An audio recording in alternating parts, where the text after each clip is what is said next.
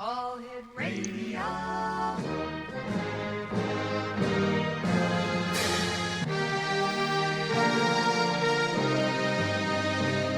Welcome to the X Zone, a place where fact is fiction and fiction is reality. Now, here's your host, Rob McConnell.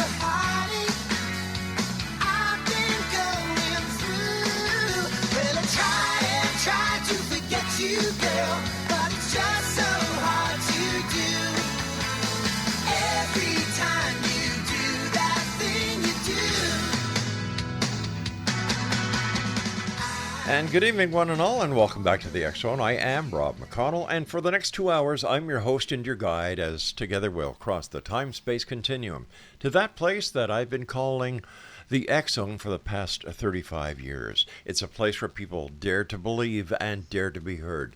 It's a place where fact is fiction and fiction is reality.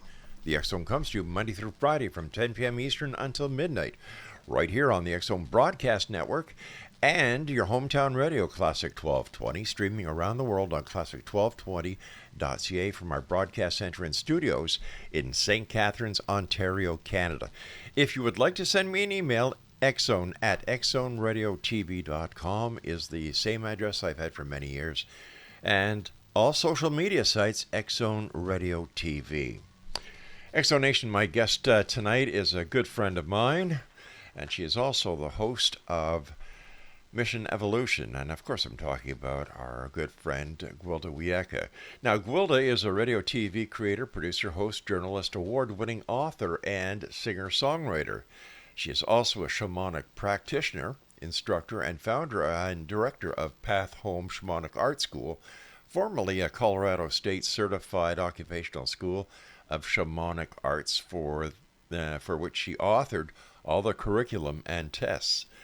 She creates online videos, Galactic Shamanism Classes, to promote personal empowerment and conducts workshops and seminars internationally.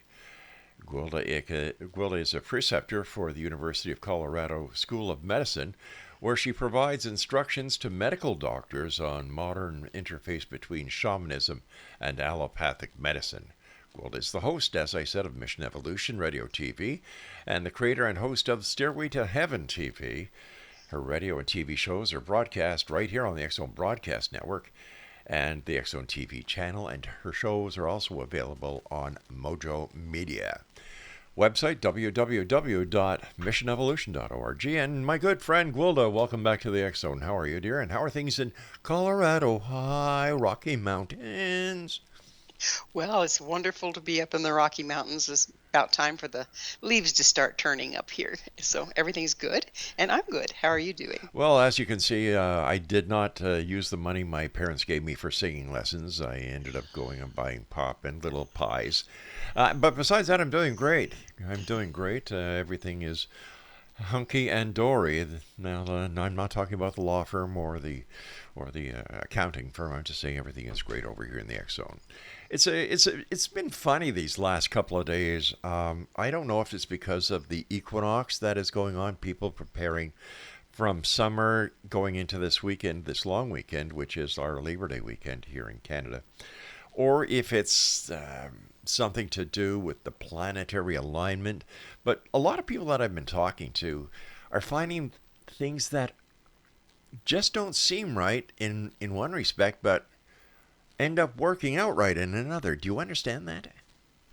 I do, and I think you hit the nail on the head with the equinox. What the equinox does, it's when we have exactly the same amount of light as we do dark, and it promotes balance. So anything that's out of balance is up to be cleared. Gotcha. Now, you and I are going to be talking about things that go bump in the night. And what is your take on the supernatural? Does this fall within the realm of shamanism, or is this something totally different? Well, it does, in that the things that we call supernatural right Hmm. now are things that the shaman have worked with, or realms the shaman have worked with for millennia.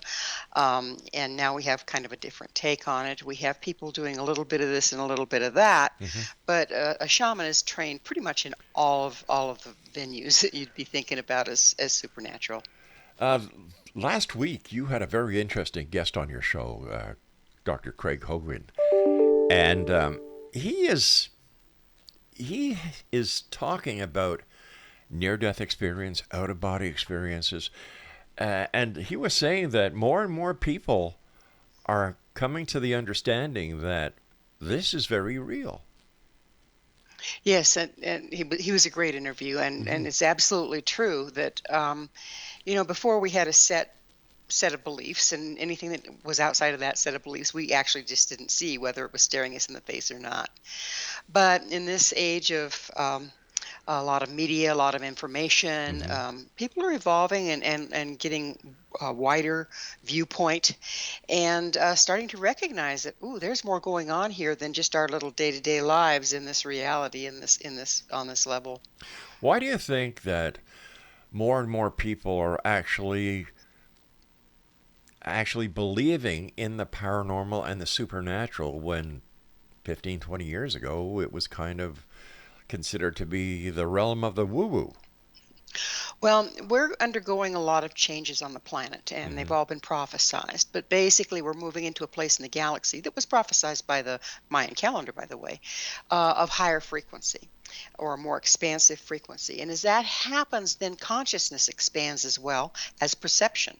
And so we're suddenly being bombarded in a way with things we didn't think existed, but now we're seeing with our own eyes, or feeling with our own facility, Hmm. that there is something else going on out there, and more people are having experiences and going, I want an explanation for this. And what explanation would you give them about this? Well, it depends on what they're seeing and what they're asking me Hmm. about, but there's so much more out there than what our poor little five senses can pick up. I mean, even ultra red, we can't see ultra red. And when they started searching out in the galaxy with ultra red, they found an entire galaxy out there that we didn't heretofore didn't know, and they're kind of basically neighbors as far as that goes.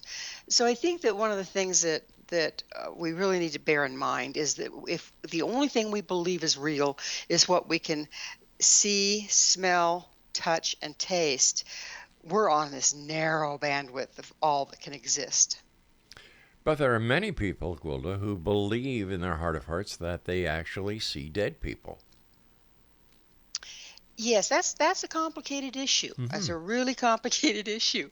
Um, there, you say see a dead person. Well, it's a ghost, right? But there's so many different reasons and ways and causes for seeing dead people. So, say for instance, I went to a place that's supposed to be haunted, in this Fort Laramie in Wyoming, Right? and when I drop in, I can pick up other things going on, and I could see out in this field all the soldiers lined up, right? And I couldn't literally see them, but I could see them in my mind's eye. I mean, there was a real presence there, and they used to train there. Well, are they ghosts? No, they're an imprint left by people doing the same thing over and over and over again on a particular piece of land. But the buildings that were there had been reconstructed, and the people were saying, "Oh, they're haunted, they're haunted." But when I walked in there, it turned into like a museum. They had all sorts of articles that people had donated from, family lines that Hmm. are they're old from that, Revolutionary War time and before. But they carry imprints. And so people that are sensitive will pick up these imprints, but how they interpret them is they're seeing ghosts. Okay, how about those people who claim that they've actually been able to communicate with a ghost or a spirit? That's another form. Okay, that's not an imprint. That's an actual haunting spirit, if you will. And what they're doing is they're tuning into the frequency where that person resided when they were alive, and picking up information and communicating back and forth with them. Sometimes they're picking it up from the field of another person that knew the person, like a relative or this or that, and that's where our mediums come in. Okay. Sometimes they're picking it up from a place, but the spirit is still there, basically, and so they can communicate with them. How come mediums can communicate with those on the other side, and yet the people who go to the medium for that, communication can't? Well, I don't think it's a matter of they can't. Okay, it's just a matter of they haven't been trained to, use their sensitivity in that regard. Some people are better basketball players. Some people are better, flautists. It doesn't. So there are people that are more sensitive to those frequencies and able to touch in more easily. But I think everyone, to a certain degree, can be taught how to tune in. So it's a matter of tuning yourself into the right frequency. And would that be the same as a vibrational frequency? Yes, or like a radio frequency. Right. It's everything expresses according to frequency, and each person has a conglomerate of frequencies that's their makeup. Their body puts off, their heart puts off a electromagnetic field. Their thoughts do, and when they're alive, that's interfacing with the world. When they die, that frequency doesn't necessarily leave right away, so it's still interfacing with the world, even though the person's not in their body anymore. And how long does this frequency have the ability to interact? This is what's interesting. It varies a lot. So the Lakota have a pipe carrier, and their job is to carry the spirit of the dead for a full year while the people mourn. And then once that full year is out, they help them cross over, and their name is never mentioned again. Well, this is a ceremony, this is a ritual, this is a belief, but the purpose behind it was allowing people to really reminisce, go through all the different seasons when the person had been there, and then let go. Now, are we holding the spirit here, or are we creating the spirit in our field by holding their memory and the frequency of them? So this That's is the the way. question. So this is the way that the Lakota deal with their grief. Yes, exactly. You and I have to go to a commercial break in about 30 seconds from now. But let me ask you, have you seen a ghost? I mean, have you had the ability to interact with a ghost besides the soldiers in Fort Laramie? Yes. What was it like the first time that you realized that, hey, I'm talking to a person who is not here, who has passed? What was that like? It was kind of reassuring because I was a child, okay, and I could see all sorts of different spirits, and a lot of them were. Some of them might be somebody living that's thinking about me. I would see that too, but some of them were ancestors that had crossed, and I could communicate with them and be supported by them. Gwilda Wiyaka is our special guest, www.missionevolution.org. And we'll be back on the other side of the short break as the X Zone continues with yours truly, Rob McConnell, from our Broadcast Center and studios in St. Catharines, Ontario, Canada, on the X Zone Broadcast Network. And, of course, our flagship station, your hometown radio, Classic 1220, streaming at classic1220.ca. Don't go away, we'll be right back.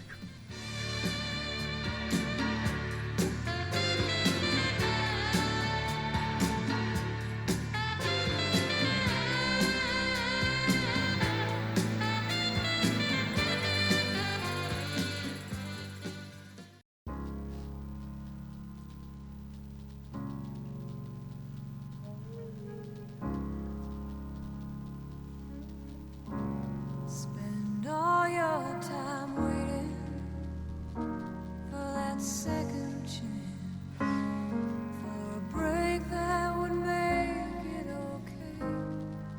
There's always some reason to feel not good enough, and it's hard at the end of the day. I need some distraction. Oh, beautiful release. Memories seem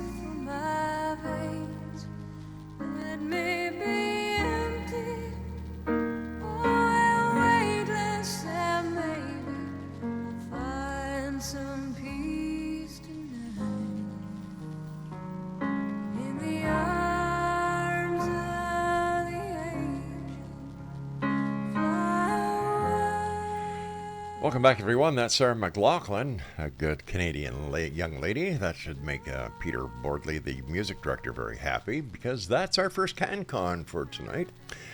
And later on we have, let me see here, Chilliwack, The Arms of Mary, and Celine Dion, A New Day Has Come. Gwilda Wiyaka is my very special guest, www.missionevolution.org. So, Gwilda, we can communicate with the dead, or only certain people who have developed the skill or who have had the experience of tuning into the frequency can communicate with the dead, right? Yes, children do it really, really well, just naturally, and until we're taught that we can't do that, and then of course we buy into that. But children also can really tune in very well, and I think that the reason is children's imagination haven't been killed yet, and that's where the frequency is translated to make sense to our mind. So if I'm picking up the frequency of a person that has crossed, but they're still being carried by the people in the room, then I will literally see them and even hear something they might have said, okay? But I think it's the jury's still out. Am I really talking to that person on the other side? Or am I communicating with their frequency as they were when they were here? Or are you making this up in your mind in order to give some semblance to what you're supposed to be hearing? And I did not mean that in a negative connotation, because we know that the mind kind of fills in the gaps when necessary, when there's nothing material to fill that gap with. So does this play into it, the desire or the belief of the person who is trying to communicate with someone on the other side, that they believe in their heart of hearts that they are communicating, even though they're not? Oh, I think everything's a mixed bag, Yeah. but I think that, yes, that happens a lot. And another thing that happens when you're working, some mediums that aren't necessarily well trained, they're just gifted. They think they're talking to the dead person for somebody else, but what they're doing is they're picking up that other person's wants, needs, desperations, and the frequency of the person that they're wanting to connect with. So are they telling them what they want to hear unwittingly, or are they actually communicating with the dead? Jury's still out as far as I'm concerned. Now, what is the difference between a ghost and an imprint? Okay, an imprint is a frequency that's left behind from something that was habitually done, but they are not interactive. So, say for instance, the lady in black. She's at one of the cemeteries not too far from Loveland, Colorado, and the ghost hunters go out there at a particular day in the fall, and that's when she walks. She walks from where her house used to be to a gravestone. Okay. And she walks back, and they see her. People that are mediums, they see her walk and go, come and go, but they can't interrupt her. They can step in front of her. They can try to talk, but she's not there for them. It's just like looking at a tape, But a haunting spirit is where there's interaction. All right, when you say interaction, are we talking about where there's an actual two-way communication that the ghost or the spirit or whatever it is actually responding to questions? That, again, the jury's out on that. A lot of people really feel that they are communicating. They can ask a question, get an answer. But if they're doing it on behalf of somebody else, it's really hard to tell if they're reading that person's field, reading the desires that person has, reading the person that's crossed, and, accurately representing some things. Oh, he looked like this, or he was wearing that, or this sort of thing. That's still there in the field to be read.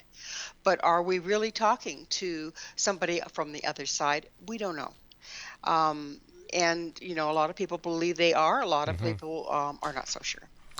But if that's the case, Gwilda, and we have all these frequencies out there, how is it that certain mediums can actually focus in and pull in that one frequency? Because if the frequency stays around after a person has died or gone to the other side, if we take from the beginning of time where there was consciousness and people who lived and died and had their frequency left behind. That's a lot of airtime frequencies. So how does the psychic or the medium pick out of all those billions of frequencies that one frequency? As a rule, the medium is working on behalf of somebody else. Mm-hmm.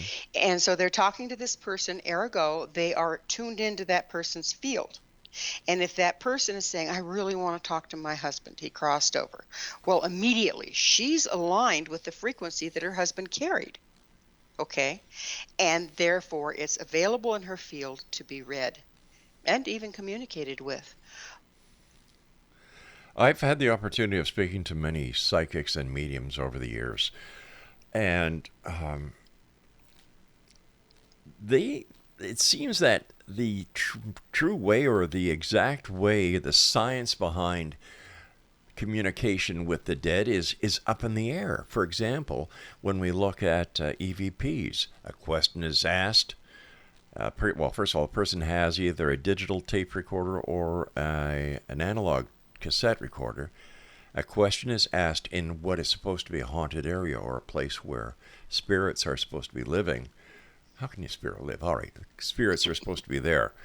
And they will ask a question, leave some room on the tape as time goes by, a couple of seconds. Then they ask another question. Now, the majority of people that I've talked to who do EVP say that you can only hear the response to the question after the EVP session is over and the tape is played back. How do we explain that? That's an interesting one, but I think it falls into the realm of poltergeist, okay? Similar, not identical by any means. Yeah. Poltergeists are, if you've ever been in a place where there's a poltergeist activity, it is real and present. I mean, things are moving around. It's real and present. But usually it's associated with a pubescent teenager in the household. Right. Okay. So we sometimes are the spirits we seek. Now, don't get me wrong. I believe there is haunting spirits. I mean, I've run into them. I've run into demonic things. It's not that I'm dissing that. I'm just saying that there's a heck of a lot more hoopla about it with misunderstanding what's really going on. So if I mentioned to you before that if someone walks into my field, I can also see them. They can be alive, okay, and bring me to mind. And it's like they're there with me. I can feel them. I can see them, and I can even ask, what do you want? What's up? And oftentimes I'll get the impression of what's going on. Well, I'm worried about you, okay? And usually not long after that, I get a phone call from them, all right? So their frequency is entering into my field. I'm picking it up. Okay. And there's a communication of sorts that goes on. But that person doesn't remember or know of any communication whatsoever. Now, this is a living person. Exactly. Okay. Mm-hmm. All right. That goes with the hunch that the phone rings. You look at the phone. You know who it is before you even answer it. Exactly. That's exactly what's going on there. Is that real or is it coincidence? No, it's real. Because what happens is when our spirit or our frequency, our energy follows our intention, and so if you're intending to contact me, okay, your spirit or your frequency travels out ahead of you with your intent long before you can walk to the phone and do the dialing business, okay? Well, not when we dial anymore, but get the idea. So that's how that works. And if I'm sensitive enough, or if I'm sitting in kind of a daydreamy state, I'll pick that up. All right, so this is where I start having a little bit of trouble trying to understand this, because how do you connect with the person when you don't know where they are? And how do you know their frequency? Well, again, it's all about intent. So I don't need to know where they are in order to connect with them, because we're all connected through our electromagnetic fields, okay? I'm connected to the tree out there. You're connected to the birds in your backyard. We're all connected to everything else through an electromagnetic field. And I could get into some deep stuff about X points and wormholes. Yeah, but Gwilda, electromagnetic fields only have a certain distance before they start to dissipate. Right. But every place one electromagnetic field crosses another, it creates an X point. Now, NASA's been messing with this with the sun and the Earth's electromagnetic fields. And they have ascertained that those X points, every place those electromagnetic fields cross, create a wormhole, just like in science fiction. And so the person's awareness can travel through this wormhole to wherever they're intending to go, and that's the mechanism by which shaman travel. All right, but if you take the total number of living souls on this planet, and everybody's emitting an electromagnetic field, and then you have all the animals, anything that is breathing, anything that is living that has an electromagnetic field, that is one hell of a mess. Well, it is, unless you recognize the simplicity of intention. If I intend to not go someplace, but connect somewhere, and I'm focused on connecting there, it kind of filters out everything else, and that's where I end up.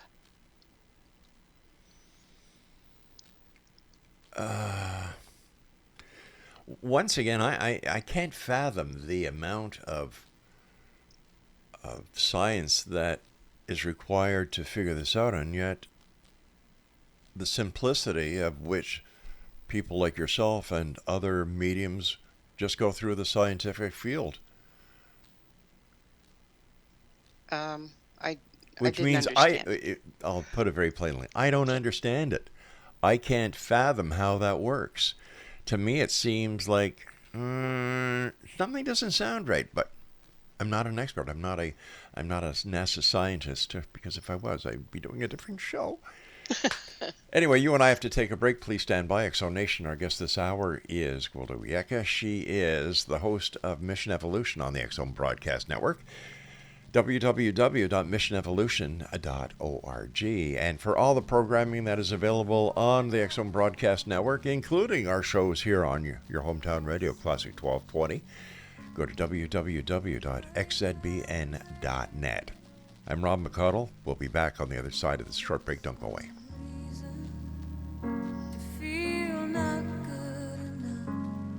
And it's hard at the end of the day. I need some distraction. Oh, beautiful release. Memories seep from my veins. Let me be empty.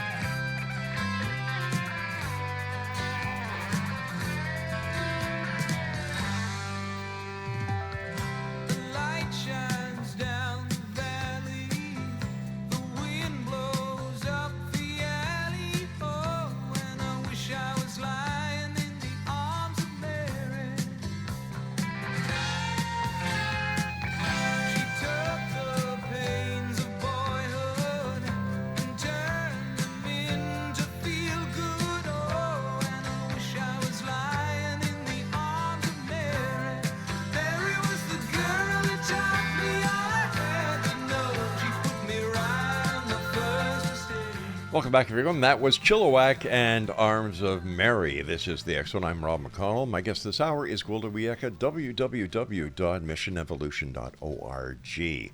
As I was trying to explain during the brief break that we just had, Gwilda, I was trying to say that with all those who have lived and have left a resonance or a frequency behind, whether it's cat, dog, bird, human, horse, even dinosaur, Neanderthal, the simple intention, I can't understand how it works. Well, I don't know that I do for sure either. But I do know that after a person dies,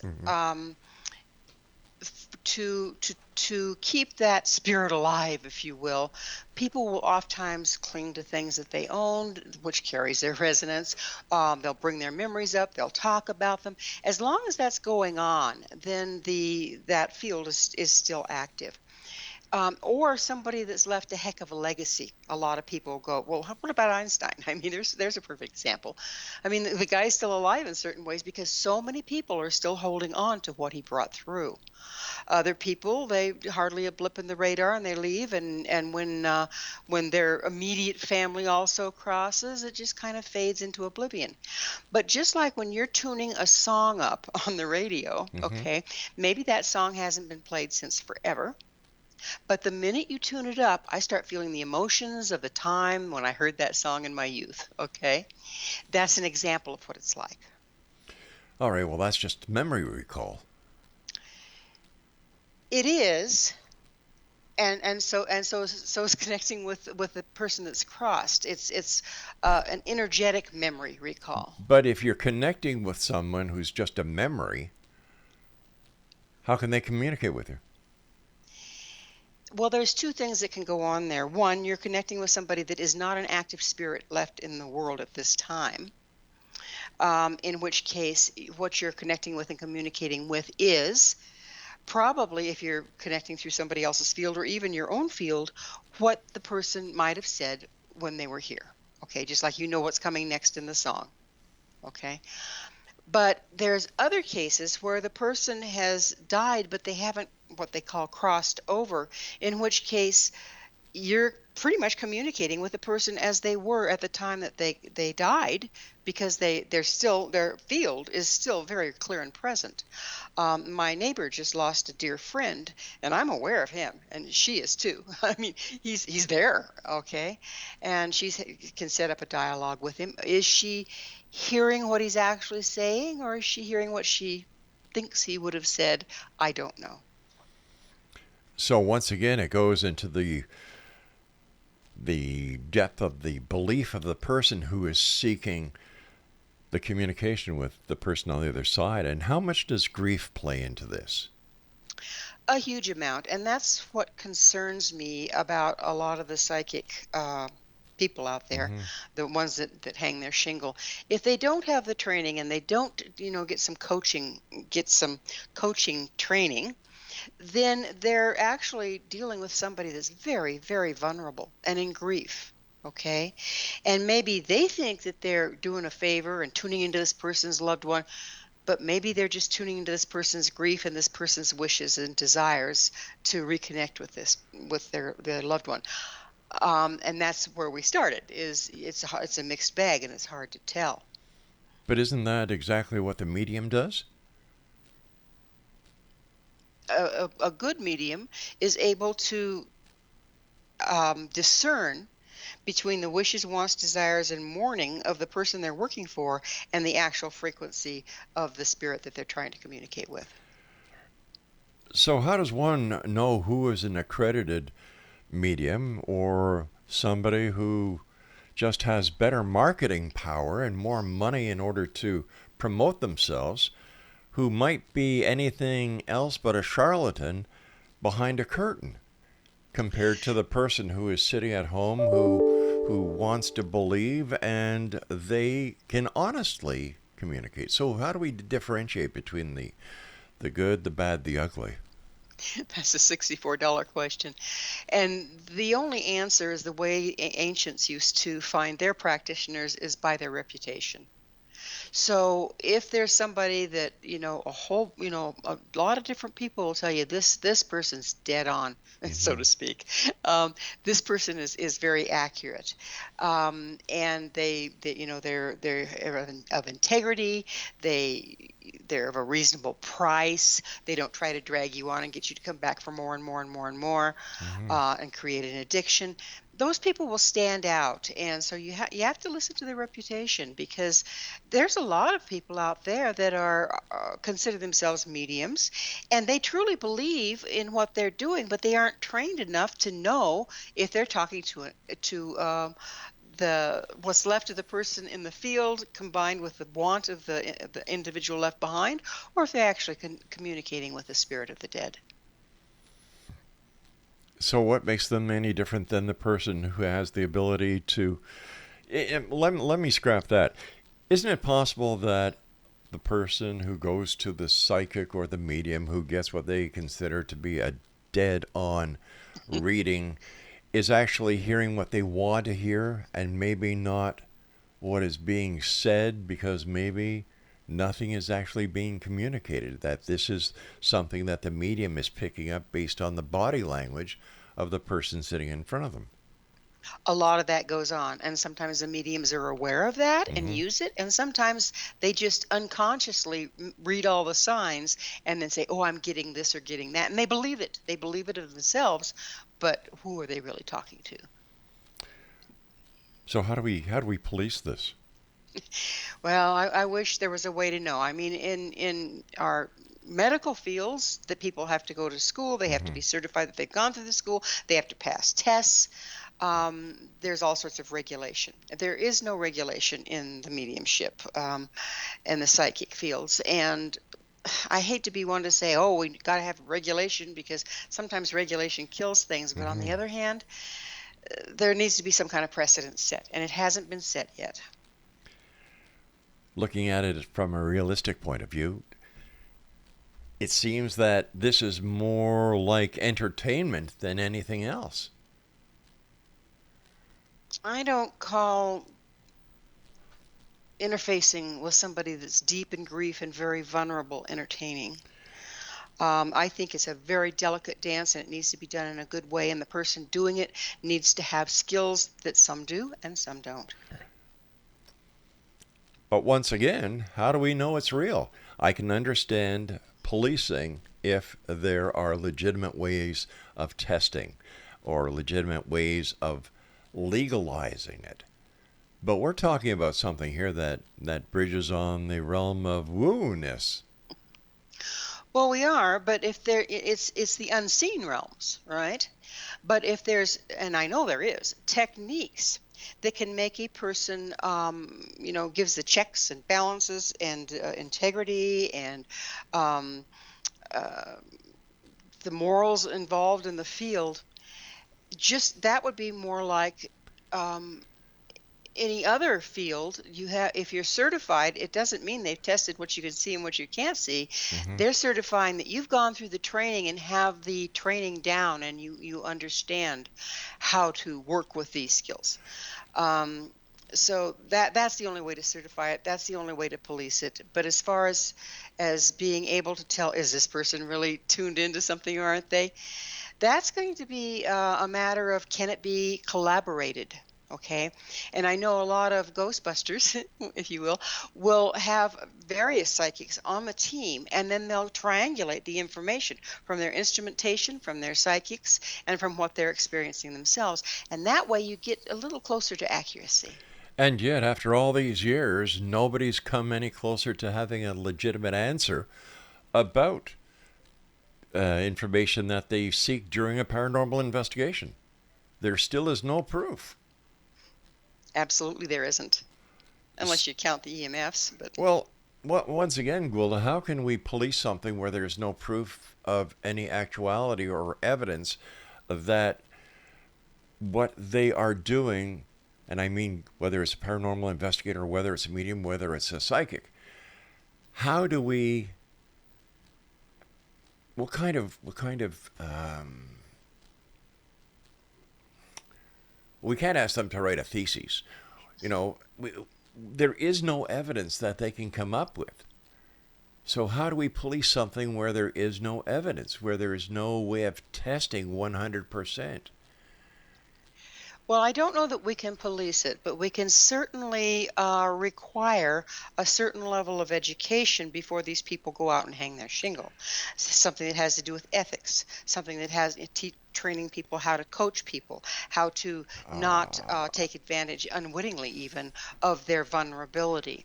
In a perfect world, I can see that working, Gwilda, but based on the experience of the interviews that I've conducted, that will never fly. How so? Who's going to agree to that? Well, therein lies the problem. Who agrees to medical testing, Well, if to you want to state be, boards? all right, now you're talking about something that is legitimate, that is scientifically proven as well as medically proven. We're not talking about communicating with the dead here. I can understand why you need medical, why you need certification to be a doctor, an insurance adjuster, anything where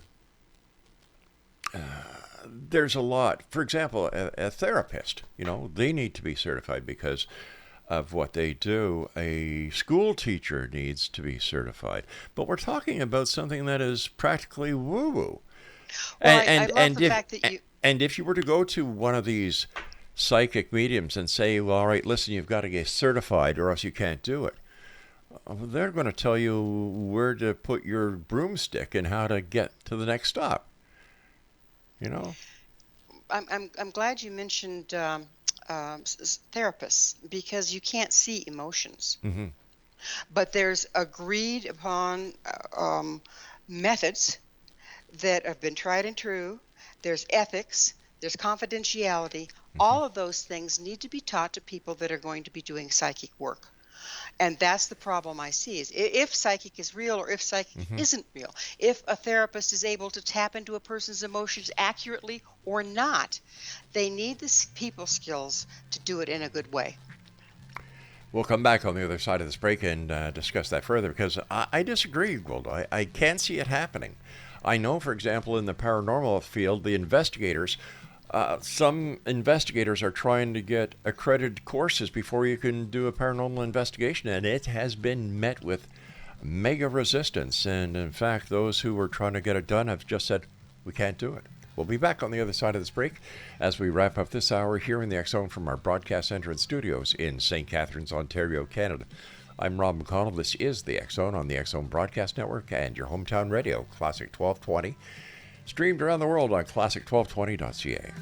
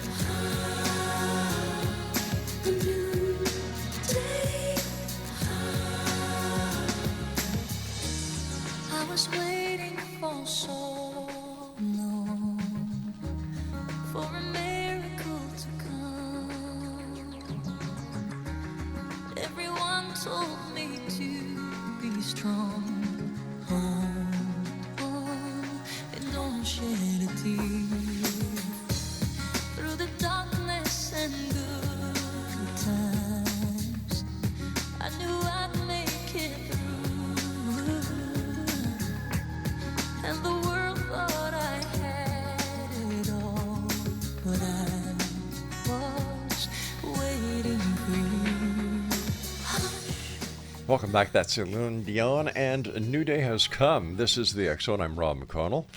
If you'd like to send me an email, xzone@xzoneradiotv.com, and I am with you Monday through Friday from 10 p.m. Eastern until midnight right here on the X Zone Broadcast Network and your hometown radio, Classic 1220, streamed at classic1220.ca. Just a quick programming note. Starting this coming Saturday, I will be doing a show on Saturdays and Sundays from 1 until noon called Your Hometown Radio Show. This week I have the Mayor of St. Catharines on as one of my guests, Bat Cisco, and we're going to be talking about homelessness. Now, homelessness is a big problem, I should say, not only in St. Catharines or the province or Canada. In fact, homelessness is a big problem everywhere. We're going to try and come to some sort of understanding on why homelessness has grown to be the big problem it is. The mayor was quick to point out that it's because of not enough low-income housing, or there's not enough housing to support the homeless. And I kind of think to myself, well, wait a minute. These people are getting government checks. Why don't they pool their money? 3 or 4 homeless people.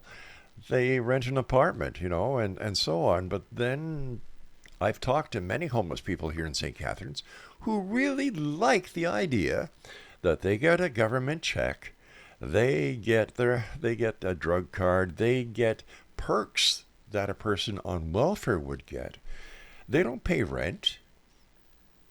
They don't have to worry about anything except when their next check comes, and in the majority of cases, so that they can get their next fix. We know that drug addiction runs rampant within the homeless community, as well as mental issues. I think that this is a problem we need to really put under the microscope and say, all right, let's do something. Let's do something proactive. Because what is happening now, in my opinion, is that the tax-paying citizens are getting a little fed up that they can't enjoy their parks anymore without being accosted verbally or physically by homeless people. And the homeless people leave syringes. Now, I'm not talking about all homeless people here. I'm talking about the ones who are addicted to drugs, where they leave their syringes all over the place. They leave spent condoms all over the place, garbage all over the place, and they don't pay taxes. But it's coming to the point where the tax-paying communities of all Canada and Ontario are getting ticked off. Enough is enough. And so this is what we're going to be talking about with the mayor and other guests this coming Saturday at noon to 1 on your hometown radio, Classic 1220. Gwilda Wiyaka is my special guest, and her website is missionevolution.org. And Gwilda is the host of Mission Evolution Radio and TV on the X-Zone Broadcast Network. First of all, Gwilda, thanks very much for coming on the show. It's great talking to you. But let's just get back to the licensing, or the what would you call it, legitimizing of psychics and mediums. And this would also have to go forward to anybody who's basically a self-help guru, because they basically do the same by trying to tell people what they're doing wrong in their life and what they can do right in their life. And also, how do you come up with a format and say, all right, in order for you to call yourself a medium, this is the criteria that you have to follow? Well, I see the problem that you're talking about, and I saw that problem actually years ago in the massage field, okay? Anybody that could rub oil on somebody could call themselves a massage therapist and hire out at a spa or whatever else, or other places that we don't want to talk about, which gave them a bad name. But ultimately, certification became available. And there's the Boulder College of Massage. It's not there anymore, but I went there and I learned, anatomy, particularly about muscles and their connection with bones and all that stuff at pre-med level. In fact, one doctor told me, you know muscles better than I do, okay? And that really, really helped me do what I did. So making the certification, of course, we can't make it mandatory to start out with, but if somebody can hang their shingle and say, hey, I'm certified by this, facility, that's going to make them a lot more trustworthy to other people, okay? So if I have a choice between somebody that has a certification and someone that does not, I'm going to kind of look towards the person that has a certification if I'm going to go do something. And I think that kind of thing, where it's voluntary, but people, you have these different places where people train that start to get a good name, like the Boulder College of Massage did. And the same thing, like my neighbor is a piano tuner. You don't have to be certified to be a piano tuner. There's some really gnar piano tuners out there that just leave the instrument worse than it started. But there's a piano tuners guild. And if you take their tests, you can be listed on that guild. And if people, like you asked me, how do you find a reliable one? Well, if I'm looking for a reliable piano tuner, I can look the guild up online and find one in my area that's on the guild that has been trained. I think that's where we would have to start. I can see where a masseuse would have to have some sort of credibility or licensing or permits, because they actually touch people. And I think that in a case like this, they should also be vetted by the local police department to see if there has been any records of them having anything to do with a personal assault on somebody. But piano tuners, geez, what are you going to do next? Get a guitar tuner, a guitarist, to have to go to the guitar tuning guild in order to... I don't know, Gold. I think that In today's society, anybody can come up with a guild certification within 3 minutes on the computer. That's the problem. They can come up with a Doctor of Divinity on the Yeah. computer within 3 minutes and Yeah. $10, right? Didn't you actually certify one of your dogs? 3 of them.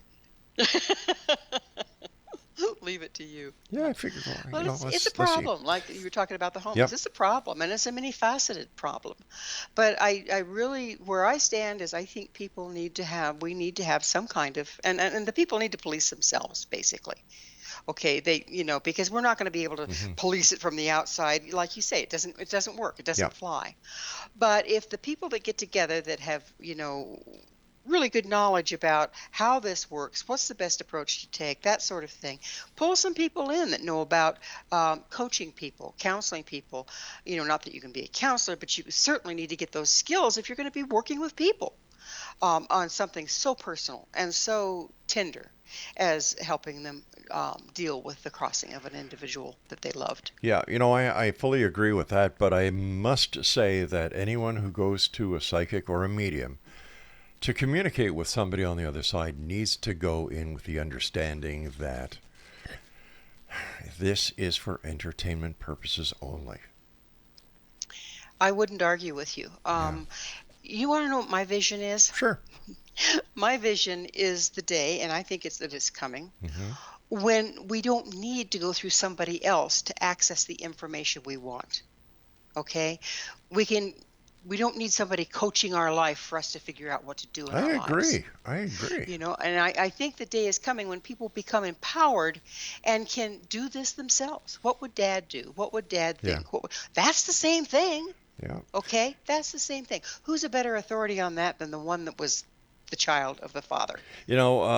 My own personal belief is that all the answers to your questions are found in the person in the mirror that you stare at or look at every day. You've got the answers. Yeah. Absolutely, Rob. And I think the more that we empower the individual, the less problem we'll have with the exploitation we're seeing now.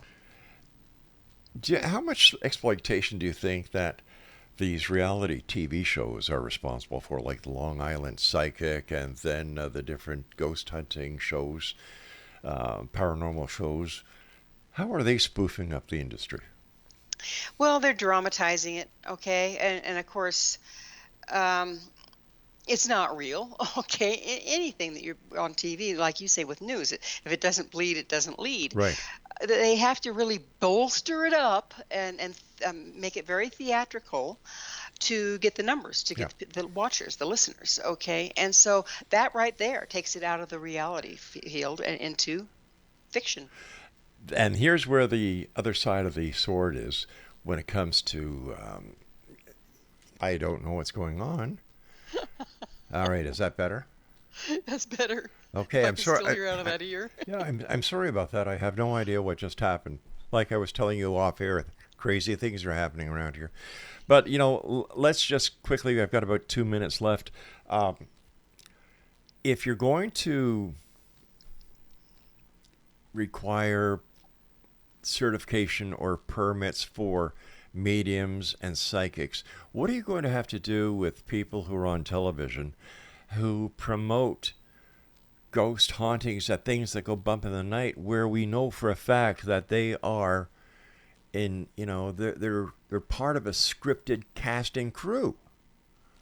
Well, that again falls back into the same department where we're trying to figure out what to do. It's such a multidimensional problem. But you can't do that if you're a medical doctor. Well, of course not. But there's a big difference, in my opinion, Gwilda, between a medium and a medical doctor, or a ghostbuster and a medical doctor. I'm not saying there's not a difference. What I'm saying is because there is no precedent set.